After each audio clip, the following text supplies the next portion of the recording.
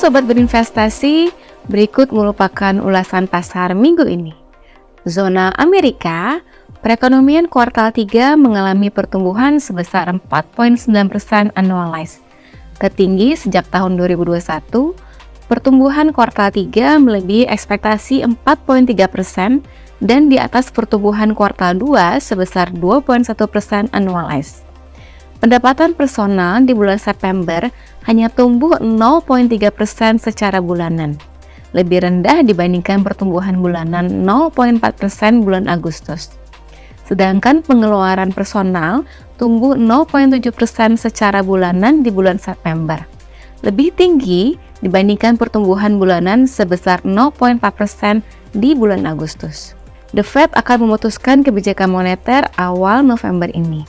Meski pernyataan terakhir pimpinan The Fed cenderung hawkish, pasar memprediksi bahwa The Fed tidak akan menaikkan suku bunga acuan di bulan November ini. Data ketenagakerjaan bulan Oktober akan dirilis pekan ini.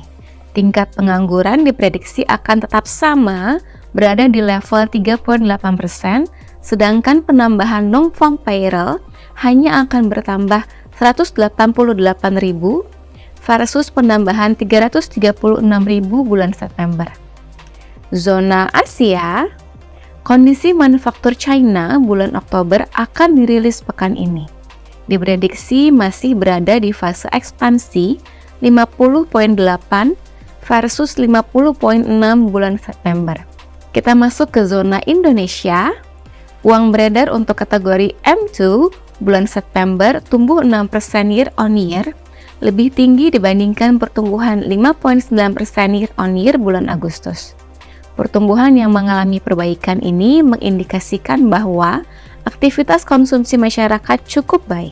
Kondisi manufaktur Indonesia bulan Oktober diprediksi masih berada di fase ekspansi atau berada di level 52. Inflasi bulan Oktober akan dirilis pekan ini, diprediksi tumbuh 0,27% month on month atau 2,6% year on year, mengalami peningkatan dibandingkan inflasi bulan September yang tumbuh 0,19% month on month atau 2,28% year on year.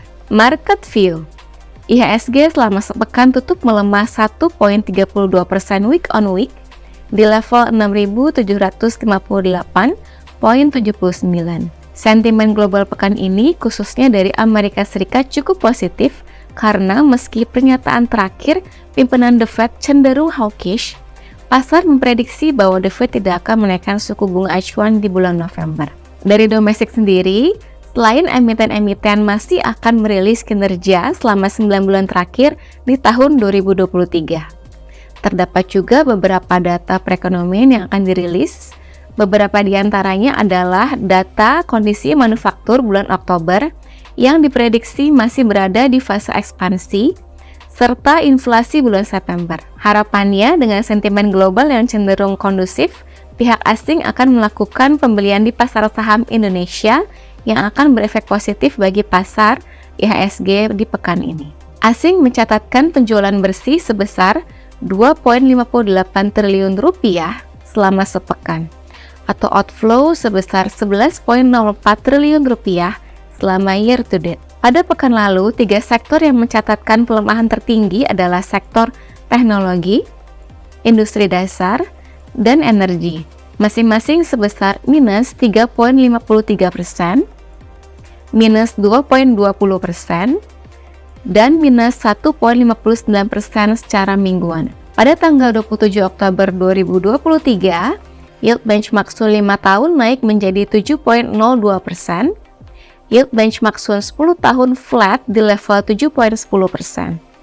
Yield benchmark Sun 15 tahun turun menjadi 7,12%, dan yield benchmark Sun 20 tahun turun menjadi 7,12%. Kepemilikan asing pada pasar Sun per tanggal 26 Oktober 2023 tercatat sebesar 809,37 triliun rupiah, atau sebesar 14,66% dari total outstandingnya, menurun dibandingkan minggu lalu yaitu sebesar 813,32 triliun rupiah atau sebesar 14,75% dari total outstandingnya.